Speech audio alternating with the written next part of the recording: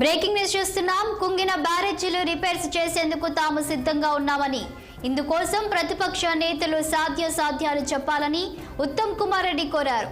రిపేర్లతో మళ్లీ అందుబాటులోకి వస్తే రాష్ట్రానికి మంచిదేనని, వర్షాకాలంకు ముందే అందుబాటులోకి వస్తే మరీ మంచిదన్నారు.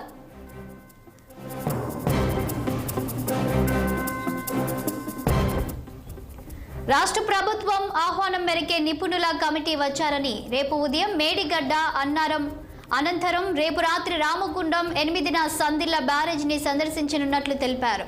ఎన్డీఎస్ఏ కమిటీకి పూర్తి సహకారం ఉంటుందన్న ఆయన అధికారుల వద్ద ఉన్న అన్ని డాక్యుమెంట్స్ ఎన్డీఎస్ఏ కమిటీకి ఇవ్వాలని ఆదేశించారు.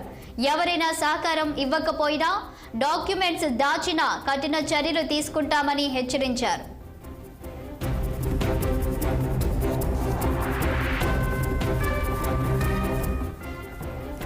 ఈఎన్సీ నాగేందర్ ఆధ్వర్యంలో ఐఆర్ కమిటీ తమ సందర్శనను కొనసాగిస్తుందన్నారు. ఎన్డీఎస్ఏ ప్రాథమిక రిపోర్టు రాగానే తప్పులు ఉంటే నిర్మాణ సంస్థపై చర్యలు తీసుకుంటామన్నారు.